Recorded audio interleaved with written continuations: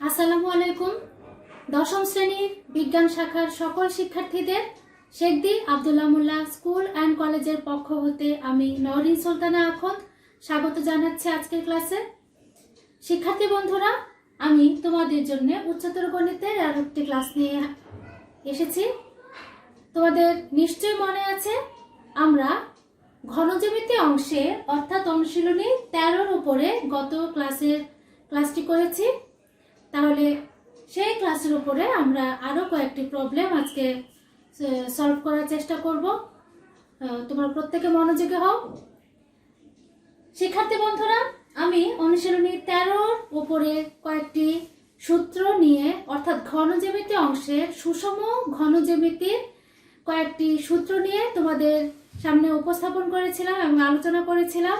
তোমাদেরকে বলেছিলাম যে সূত্রগুলো আমাদের অবশ্যই লাগবে আমাদের গাণিতিক সমস্যাগুলো সমাধান করার জন্য। তোমরা নিশ্চয়ই তা এই কয়েকদিনের মধ্যে তোমরা আত্মস্থ করেছো। তাহলে সেই সূত্রগুলো প্রয়োগ করে আমরা প্রবলেম সলভ করাও দেখেছি। তাহলে আমরা আরো কয়েকটি প্রবলেম আজকে সলভ করতে কিভাবে হয় সেটি আমরা একটু মনোযোগের সাথে প্রত্যেকে যেন খেয়াল করি, সেদিকে আমাদেরকে নজর রাখতে হবে। তো খেয়াল করো শিক্ষার্থীরা, তোমরা প্রত্যেকে খাতা কলম এবং বই নিয়ে তো অবশ্যই তৈরি আছো। আমি এই অনুশীলনীর প্রথমে আজকে তোমাদের জন্য যে প্রবলেমটি উপস্থাপন করব তা হচ্ছে অনুশীলনীর 11 নম্বর প্রবলেমটি। তোমরা প্রত্যেকে তোমাদের বইটি হাতে নাও। 11 নম্বরে বলা হয়েছে কি, একটি সমবৃত্তভূমি কোণকের উচ্চতা 8 সেন্টিমিটার এবং ভূমির ব্যাসার্ধ 6 সেন্টিমিটার হলে সমগ্র তলের ক্ষেত্রফল ও আয়তন নির্ণয় করো। শিক্ষার্থী বন্ধুরা, তোমরা নিশ্চয়ই প্রত্যেকে প্রশ্নটি শুনেছো এবং তোমাদের সামনে বই আছে, বইটি থেকে তো অবশ্যই দেখে নিতে পারো। আমি তাহলে একটু আলোচনা করে নিচ্ছি যে আমাদের কি দেওয়া আছে এবং কি বের করে নিতে হবে। এখানে একটি ঘনবস্তুর কথা উল্লেখ করা হয়েছে, সেটি হলো কি, আমি গত ক্লাসে তোমাদের সামনে আয়তাকার ঘনবস্তু, ঘনকাকৃতি ঘনবস্তু, সমবৃত্তভূমি, কোণক এবং গোলক এই চারটি সম্বন্ধে তোমাদের জন্য আমি আলোচনা করেছিলাম। সেখান থেকে আজকে প্রথম যে প্রবলেমটি সেটি হচ্ছে কি সমবৃত্তভূমি কোণকের উপর। সমবৃত্তভূমি কোণকের এখানে কি কি দেওয়া আছে, উচ্চতা দেওয়া আছে এবং ভূমির ব্যাসার্ধ দেওয়া আছে। তাহলে এই দুটি মান নিয়ে আমাদেরকে বের করতে হবে কি সমগ্র তলের ক্ষেত্রফল এবং আয়তন। তাহলে দেখি আমরা এটি কেমন করে সমাধান করতে পারি। তোমরা প্রত্যেকে একটি কাজ করে নিতে পারো যে আমরা আমাদের যে প্রশ্ন দেওয়া আছে যে সমবৃত্তভূমি কোণকের উচ্চতা, প্রথমে আমরা সমবৃত্তভূমি কোণক একটি এঁকে নিতে পারি। আমরা তো সবাই জানি যে একটি সমকোণী ত্রিভুজকে যদি আমরা সমকোণ সংলগ্ন বাহুটিকে যদি স্থির রেখে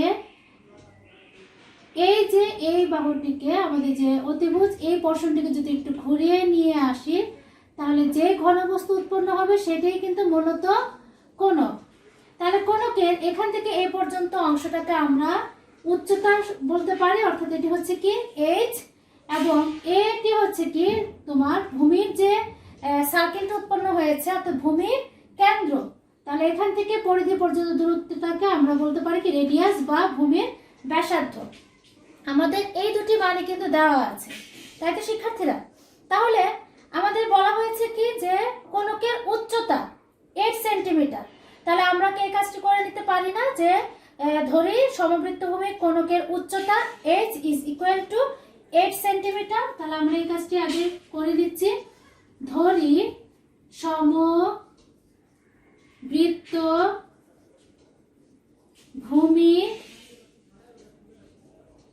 কোণকের উচ্চতা h is equal to আমাদের মানটি দেওয়া আছে 8 সেন্টিমিটার, 8 সেন্টিমিটার এবং ভূমির ব্যাসার্ধ আমাদের কি আছে স্টুডেন্টস, আমাদের এখানে দেওয়া আছে কি ভূমির ব্যাসার্ধ। তাহলে এটি আমরা লিখে দিচ্ছি, ভূমির ব্যাসার্ধ কি দ্বারা প্রকাশ করব, r দ্বারা প্রকাশ করব। তাহলে ভূমির ব্যাসার্ধ আর ইজ ইকুয়াল টু আমাদের মানটি আছে 6 সেন্টিমিটার। 6 সেন্টিমিটার এই দুটি মান আমাদের প্রশ্নে দেওয়া আছে। এবার আমরা কি বের করতে চাচ্ছি? আমরা বের করতে চাচ্ছি কি সমবৃত্ত ভূমি কোণকে সমগ্র তলের ক্ষেত্রফল। শিক্ষার্থী বন্ধুরা, আমি তোমাদেরকে গত ক্লাসে যে সমবৃত্ত ভূমি কোণকে সমগ্র তলের ক্ষেত্রফলটি দেখিয়েছিলাম, তার সূত্রটি কি ছিল? পাই আর ইন্টু এল প্লাস আর। আমাদের যে প্রশ্ন দেওয়া আছে যে সমবৃত্তভূমি কোণকের সমগ্র তলের ক্ষেত্রফলটি বের করো, সেটি সূত্রটা হচ্ছে কি পাই আর ইন্টু এল প্লাস আর। আমি আবারও তোমাদেরকে দেখাচ্ছি পাই আর ইন্টু এল প্লাস আর। এটি একটি, এখানে আমরা দেখতে পাচ্ছি পায়ের মান তো আমরা নির্দিষ্ট করে জানাই আছে, আর এর মান দেওয়া আছে, কিন্তু আমাদের প্রশ্ন থেকে আমরা এল এর মানটি কিন্তু পেলাম না। এল কি? সমবৃত্তভূমি কোণকের এই হেলানো তলটিকে আমরা এল দ্বারা প্রকাশ করেছিলাম, তাই তো শিক্ষার্থীরা? তাহলে এই এল এর মানটি আমাকে আগে বের করে নিতে হবে। তাহলে এই হেলানো উচ্চতা নির্ণয়ের সূত্রটিও আমরা জানি এবং সেই সূত্রটি দিয়ে আমরা এখানে আগে হেলানো উচ্চতার মানটি আমরা বের করে নিতে চাচ্ছি। তাহলে আমরা সেই হেলানো উচ্চতা দিয়েই আমরা মূলত কাজগুলো করে নিতে পারবো। তাহলে কোণকে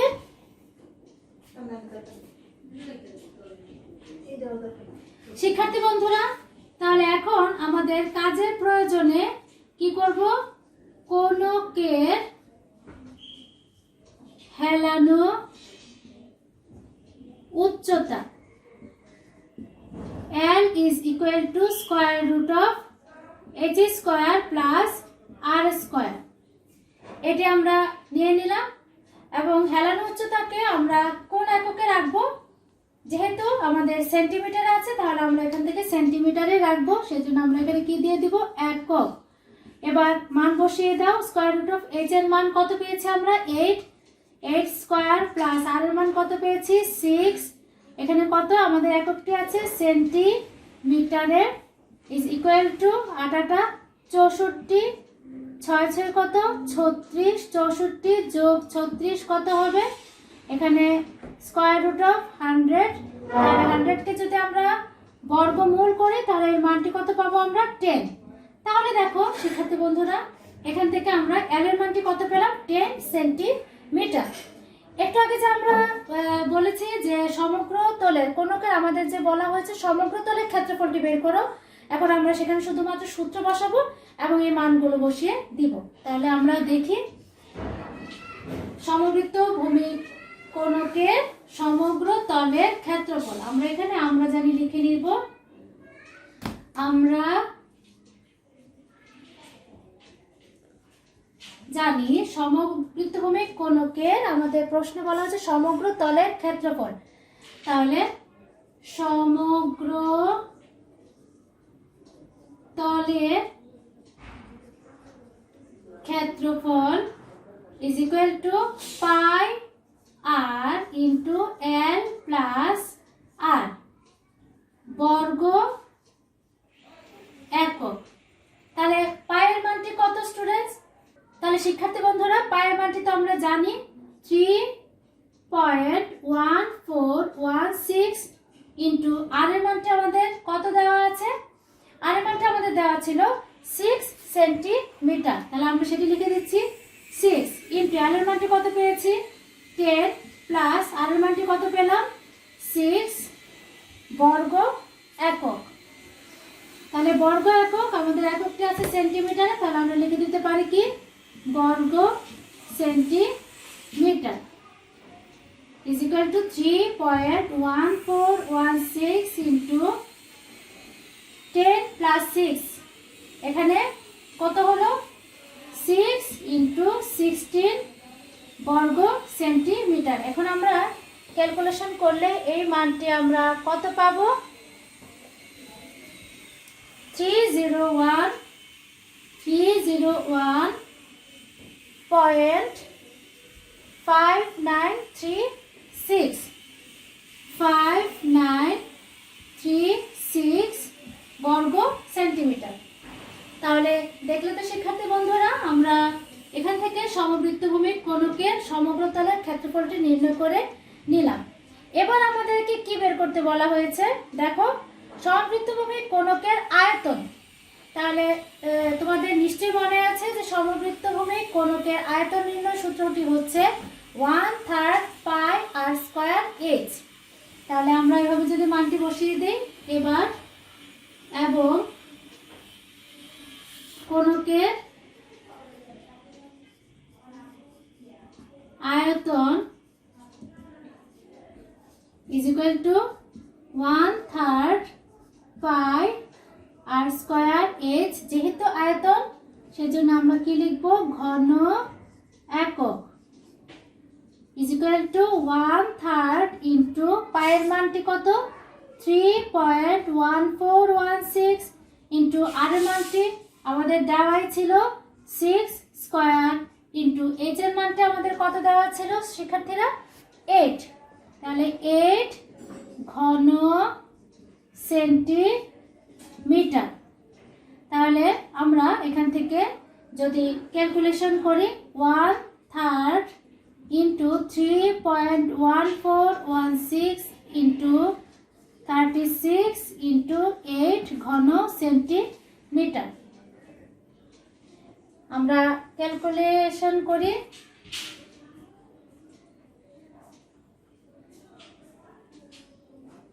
তাহলে এই মানটি আমরা কত পাবো এখান থেকে 301.5929 ঘন সেন্টিমিটার। এখানে আমরা প্রায় লিখে দিতে পারি এবং এখানেও আমরা প্রায় লিখে দিতে পারি, যেহেতু আমরা পুরো মানটি নেইনি।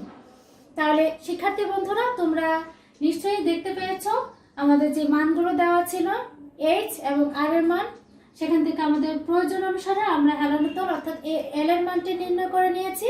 তারপর জাস্ট আমরা সূত্রে আমরা অ্যাপ্লাই করে সেখানে মানগুলো বসিয়ে আমরা আমাদের কাঙ্ক্ষিত ফলাফলটি পেয়ে গিয়েছি। এই হচ্ছে সমবৃত্তভূমি কোণকের উপরে আমরা একটি সলিউশন দেখতে পেলাম। তাহলে এমন করে তোমরা 12 নাম্বারটি করতে পারো, তারপর 13 নাম্বারটি করতে পারো। এবার আমি তোমাদের জন্য নতুন একটি ধারণা দিতে চাইছি, সেটা হচ্ছে কি গোলক সম্বন্ধে। তোমরা 14 নাম্বার প্রবলেমটি দেখো শিক্ষার্থী বন্ধুরা। এবার আমরা পরের প্রবলেমে চলে যাচ্ছি।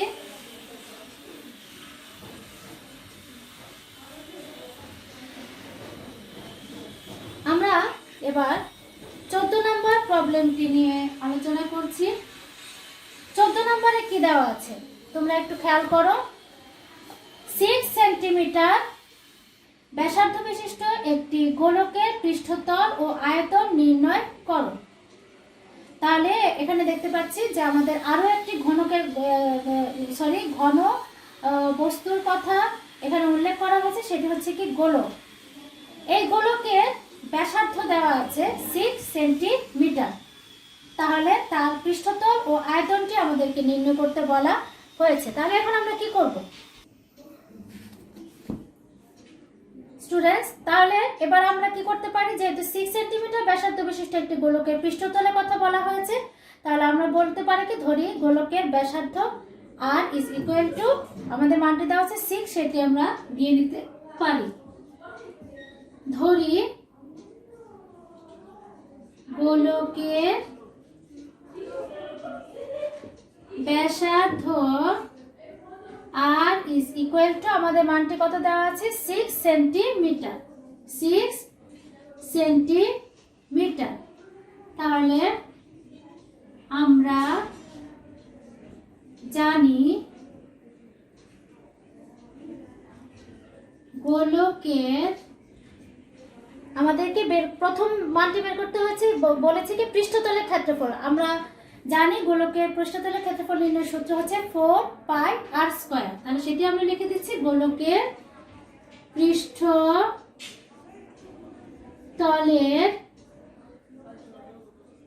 ক্ষেত্রফল is equal to 4 pi R square বর্গ একক।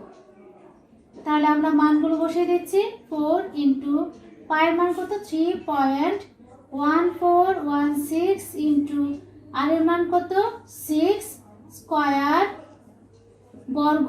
এককটি কোথায় দেওয়া আছে শিক্ষার্থীরা? সেন্টিমিটারে। তাহলে আমরা সেন্টিমিটার লিখে দিতে পারছি।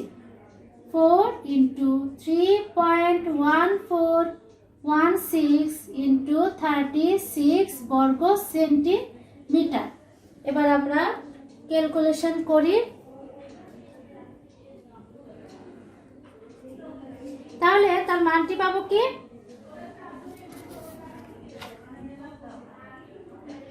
452.3904 বর্গ সেন্টিমিটার প্রায়। তাহলে শিক্ষার্থী বন্ধুরা, আমাদেরকে যে দুটি মানের কথা বলা হয়েছিল, অর্থাৎ গোলকের পৃষ্ঠতল এবং আয়তন, তার মধ্যে আমরা গোলকের পৃষ্ঠতলের মানটি আমরা বের করে নিয়েছি। আবার আমরা জানি গোলকের, এবার আমাদেরকে কি বের করতে বলেছে? আয়তন। তাহলে আমরা যদি আয়তন বের করে নিতে চাই, সেখানে তো আমাদের আর এর মানটি তো আমাদের আছেই। এবার আমরা সূত্রটি বলতে পারি 4/3 পাই আর কিউ। আমরা জানি গোলকের আয়তন নির্ণয় সূত্রটি হচ্ছে, গোলকের আয়তন নির্ণয় সূত্রটি হচ্ছে 4/3 পাই আর কিউব ঘন একক। তাহলে মান বসিয়ে দিচ্ছি 4/3 ইন্টু 3.1416 ইন্টু আর এর মানটি কত শিক্ষার্থীরা? 6। তাহলে 6 কিউব ঘন সেন্টিমিটার। তাহলে এটিকে যদি আমরা ক্যালকুলেশন করি, তাহলে আমাদের মানটি আসবে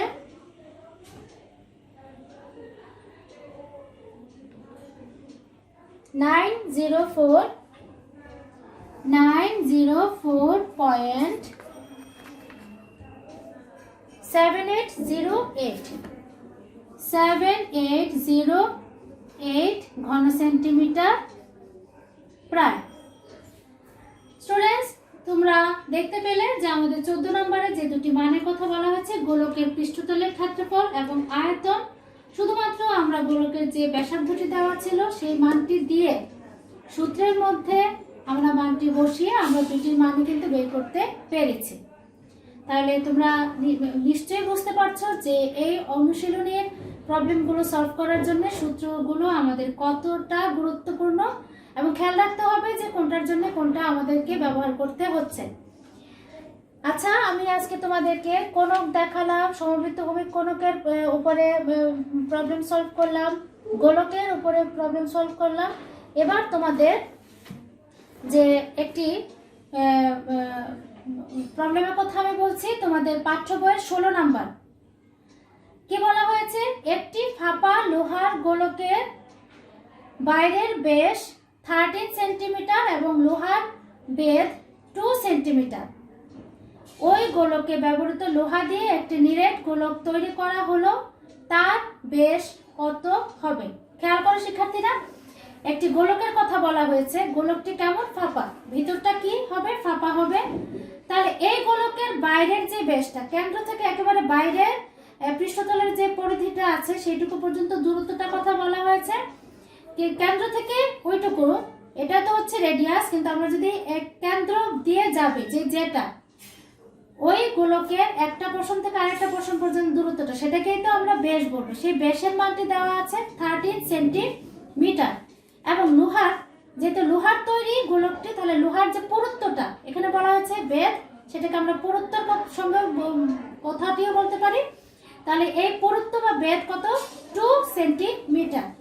তাহলে ওই গোলকে ব্যবহৃত লোহা দিয়ে একটি নিরেট গোলক তৈরি করা হলো। তাহলে সেই গোলকটির, অর্থাৎ যে সম্পূর্ণ লোহাটি দিয়ে যে একটি ছোট বা নিরেট একটি গোলক তৈরি করা হবে, সেই গোলকের ব্যাসটাই আমাদেরকে কি করতে হবে? নির্ণয় করে নিতে হবে। তাহলে আমরা এই প্রবলেমটি সলভ করার জন্য কি করতে পারি, আগে যদি গোলকটি সম্বন্ধে আমরা ধারণা পাই, খেয়াল করো যে আমরা গোলকটা আগে এঁকে নিতে চাইছি। এটি কত নাম্বার প্রবলেম? 16 number problem. দেখো 16 নম্বরে আগে যদি আমরা গোলকটি এঁকে নেই, মনে করে এটি একটি গোলক। এখান থেকে যেহেতু এটি একটি লোহার তৈরি গোলক,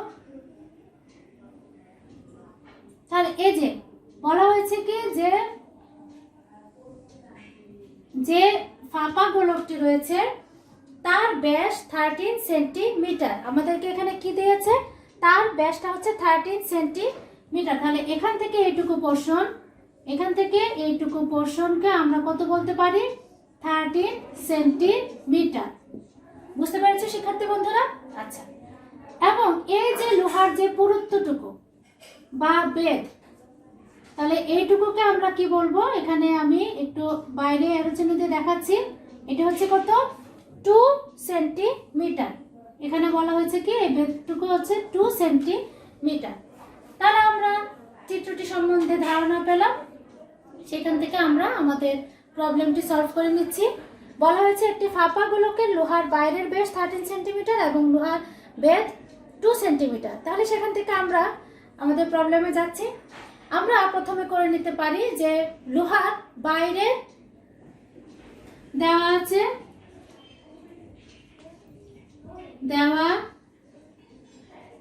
আছে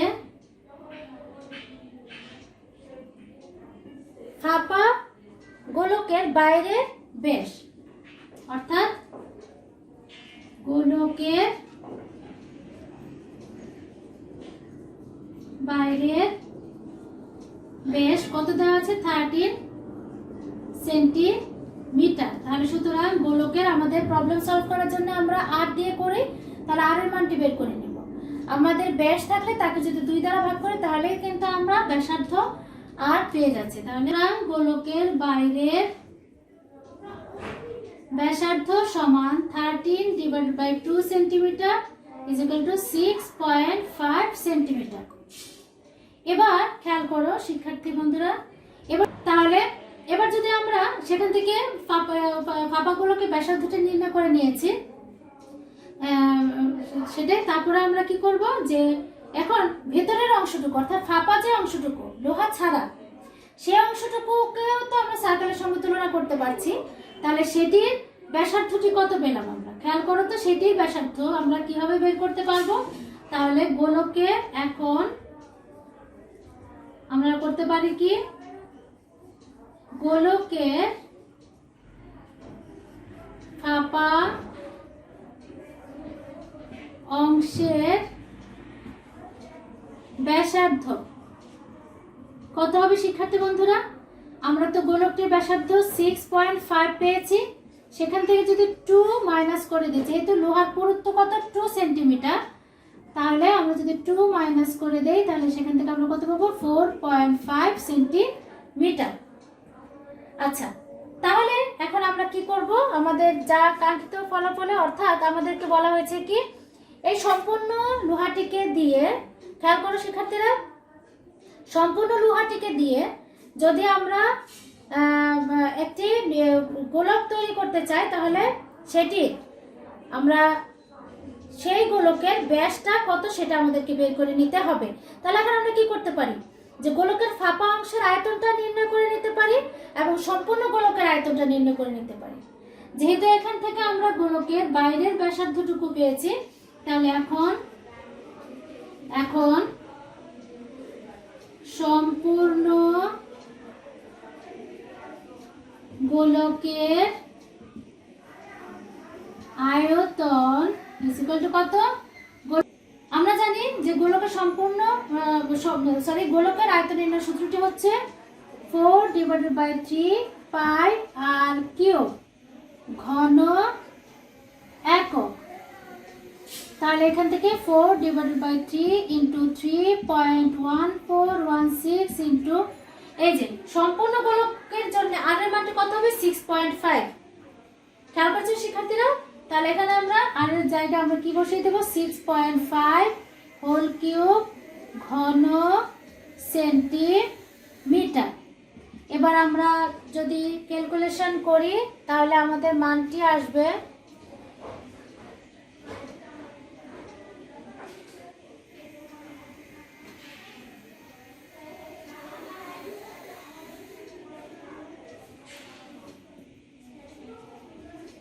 03492 ঘন সেন্টিমিটার।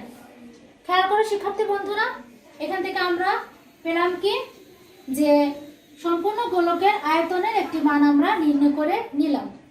এ পর্যায়ে এসে আমরা যে ফাঁপা অংশের যে গোলকের যে ব্যাসার্ধটি পেয়েছি, তাহলে গোলকের ফাঁপা অংশের আয়তন বা ফাঁপা আমরা করতে পারি যে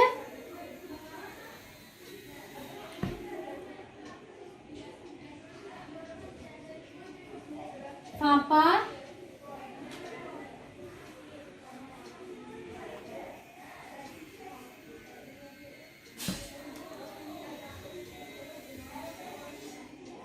অংশের আয়তন আবার লিখে দিতে পারো is equal to 4 divided by 3 into pi r cube ঘন একক। তাহলে 4 divided by 3 into 3.1416 into।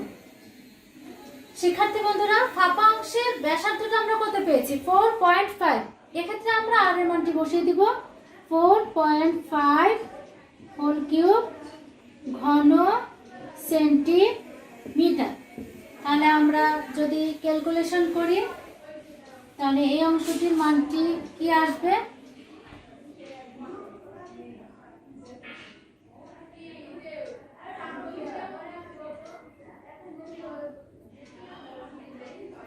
আচ্ছা, ফাঁপা অংশের আয়তনটি আমরা পেলাম 381.7044 ঘন সেন্টিমিটার। আচ্ছা, এবার আমরা কি করি, যেহেতু আমাদেরকে বলা হয়েছে কি যে লোহাটি আছে এখানে, এই লোহাটি দিয়ে আমরা আরেকটি নিরেট গোলক তৈরি করতে চাচ্ছি, তাহলে গোলকে ব্যবহৃত লোহার আয়তন কত স্টুডেন্টস? এটা হচ্ছে কি সম্পূর্ণ গোলকের আয়তন, আর এটা হচ্ছে কি ভেতরের ফাঁপা অংশের গোলকের আয়তন। এখন এই আয়তনটুকু থেকে যদি আমরা এই আয়তনটুকু মাইনাস করি তাহলে শুধুমাত্র লোহার আয়তনটুকু আমরা পেয়ে যাব। তাহলে আমরা আমাদের যা বের করতে বলা হয়েছে তাই কিন্তু, অর্থাৎ গোলকে ব্যবহৃত লোহার আয়তনটুকু আমরা পেয়ে যাচ্ছি। তাহলে সুতরাং গোলকে ব্যবহৃত লোহার আয়তন ইজ ইকুয়াল টু, খেয়াল করো শিক্ষার্থী বন্ধুরা, এই মানটি আমরা লিখছি, সম্পূর্ণ গোলকের আয়তনের মানটি আমরা লিখে দিচ্ছি।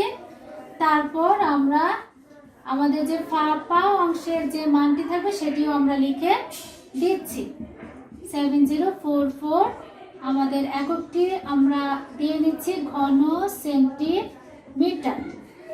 এ পর্যায়ে এসে আমরা যদি ক্যালকুলেশন করি তাহলে গোলকের যে সম্পূর্ণ যে লোহার আয়তনটুকু সেটি কিন্তু আমরা পেয়ে যাচ্ছি।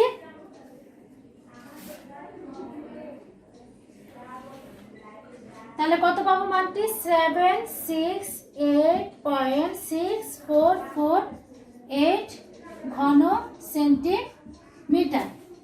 76 এটা আমার মানটি লিখে নিলাম। আচ্ছা শিক্ষার্থী বন্ধুরা, দেখো গোলকের যে সম্পূর্ণ লোহার আয়তনটুকু তা আমরা পেয়ে গিয়েছি। এখন এই লোহাটি দিয়ে আমরা কি করব যে একটি গোলক তৈরি করে নিব, একটি নিরেট গোলক তৈরি করে নিব। তাহলে আমরা এখন কি করতে পারি সেটা আমরা একটু দেখি। স্টুডেন্টস খেয়াল করো, এই লোহাটি দিয়ে কিন্তু আমরা আরেকটি নিরেট গোলক তৈরি করে নিতে চাচ্ছি। তাহলে এই লোহাটি দিয়ে যে গোলকটি তৈরি হবে তার আয়তনটা কার সমান হবে? নিরেট গোলকের আয়তনের সমান হবে। তাহলে আমরা এই কাজটি করতে পারি না, ধরি নিরেট গোলকের আয়তন is equal to 4 divided by 3 pi r cube, যা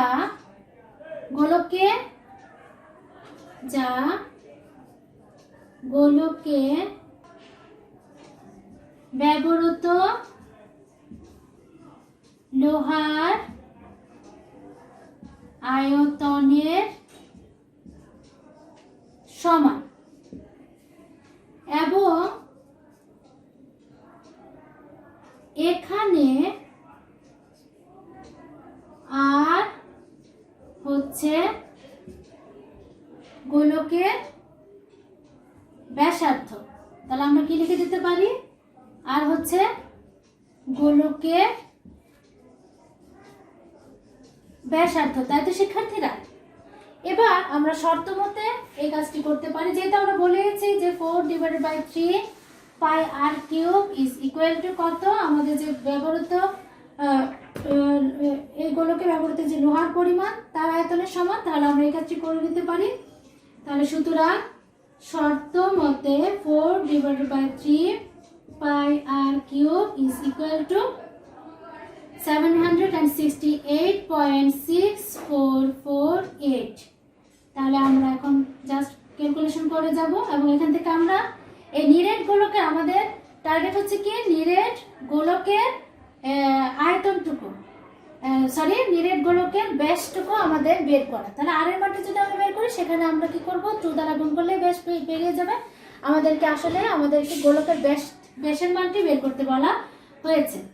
তাহলে খেয়াল করো, 4 divided by 3 into 3.1416 pi R cube is equal to 768.6448 বা আর কিউব এখানে রেখে দিচ্ছি ইজ ইকুয়াল টু 768.6448 ইন্টু আমরা এই সাইডটিকে আমরা এখানে যে 4 ইন্টু 3.1416 আছে সেটিকে পক্ষান্তর যদি করি, তাহলে আমাদের কি হবে, সেটি আমাদের গুণাকার আছে বলে আমাদের সাইড পরিবর্তন করলে ভাগ হয়ে যাচ্ছে। তাহলে 4 ইন্টু 3.1416 আর 3 এখানে ভাগ আকারে আছে, ওপাশে গেলে কি হয়ে যাচ্ছে, গুণ হয়ে যাচ্ছে।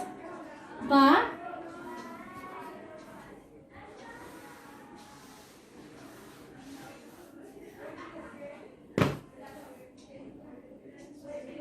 r cube is equal to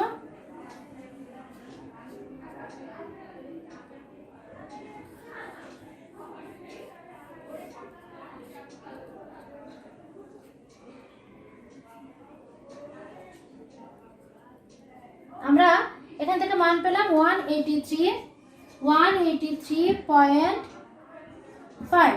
তাহলে সুতরাং এটিকে যদি আমরা ঘনমূল করে দেই, তাহলে আমরা কি পাবো, 5.6826।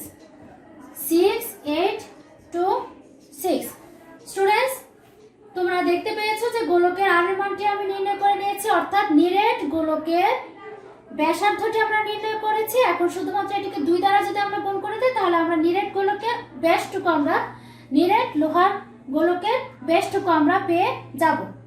তাহলে আমরা সুতরাং এভাবে লিখে দিতে পারি, নিরেট লোহার গোলকের ব্যাস ইজ ইকুয়াল টু 2 ইন্টু এই মানটিকে লিখে দাও 5.6826। আচ্ছা, এই এককগুলো আমাদের কিসে দেওয়া ছিল, সেন্টিমিটারে দেওয়া ছিল, সেজন্য আমরা এটি কি দিব, সেন্টিমিটার। এবার যদি আমরা ক্যালকুলেশন করি, তাহলে আমরা মানটি কি পাচ্ছি, 2 ইন্টু 5.6826। তাহলে এখান থেকে আমরা পাবো 11.3652 সেন্টিমিটার। স্টুডেন্টস, তাহলে আমাদের কাছে যা চাওয়া হয়েছে, অর্থাৎ আমাদের প্রশ্নে বলা হয়েছিল কি, যে ফাঁপা গোলকের বাইরের ব্যাস থেকে এবং লোহার যে দেওয়া ছিল সেই মানগুলো থেকে এই যেই পরিমাণ লোহাটুকু আমরা পাবো সেই লোহা দিয়ে যদি একটা নিরেট গোলক তৈরি করা হয় তার ব্যাসের মানটি আমাদেরকে বের করতে হবে, সেটি আমরা বের করে নিয়েছি এবং সূত্রের সাহায্যে তো বটে। তাহলে আজকে তোমরা ক্লাসটি যা যা করলে তার জন্যে আমি তোমাদেরকে বাড়ির কাজ হিসেবে দিচ্ছি। আজকে প্রবলেমগুলো তোমরা খুব ভালোভাবে বাসায় অনুশীলন করবে এবং বাড়ির কাজ তোমরা নাও। আমরা আজকে কোন করেছি, তাহলে 11 থেকে শুরু করে তোমরা